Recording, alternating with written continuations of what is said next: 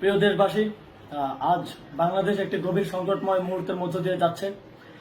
এখন পর্যন্ত আমাদের প্রাপ্ত খবর অনুযায়ী আওয়ামী লীগ, ছাত্রলীগ, যুবলীগের সন্ত্রাসীরা গুলি করে কুপিয়ে প্রায় 30-এর অধিক শিক্ষার ছাত্র জনতাকে হত্যা করেছে এবং দিন শেষ হতে হতে এই সংখ্যাটা কোথায় গিয়ে দাঁড়ায় আমরা জানি না। এরই প্রেক্ষিতে আমরা একটি সিদ্ধান্ত নিয়েছি। আমাদের একটি জরুরি সিদ্ধান্ত মোতাবেক আমাদের যে 6 তারিখের যে লং মার্চ টু ঢাকা কর্মসূচি ছিল সেটাকে আমরা একদিন এগিয়ে নিয়ে এসেছি। অর্থাৎ আগামীকাল 5ই অগস্ট সারা দেশের মুক্তিকামী জনতাকে ঢাকার উদ্দেশ্যে রওনা হওয়ার জন্য আমরা আহ্বান জানাচ্ছি।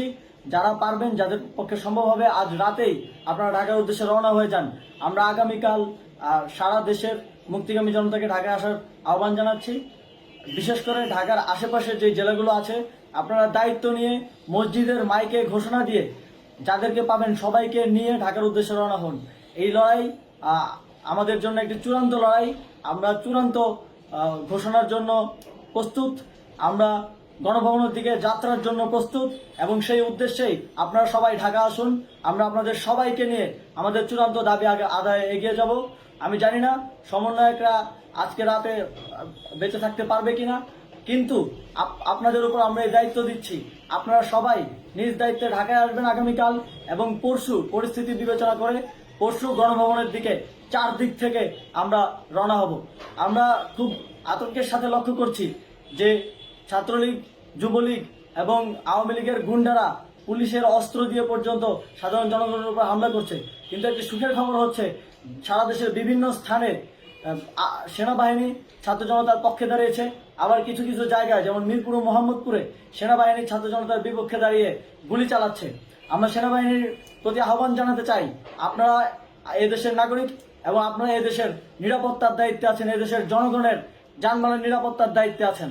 আপনারা দেশের পক্ষে এবং দেশের জনগণের জন্য কাজ করবেন।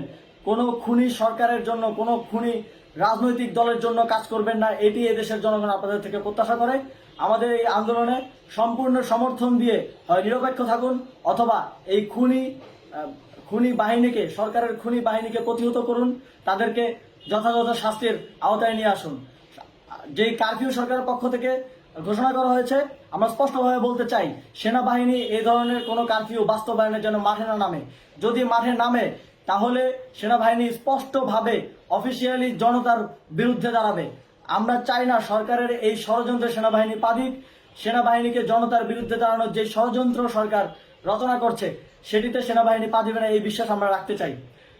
আওয়ামী লীগ আজ সারা দেশে তাদের খুনি বাহিনীকে নামিয়ে দিয়েও ছাত্র জনতার প্রতিরোধের মুখে টিকতে পারেনি। রাজপথের পরাজিত শক্তি হিসেবে তারা সেনাবাহিনী সহ অন্যান্য বাহিনীকে আমাদের বিরুদ্ধে কাজে লাগানোর চেষ্টা করছে।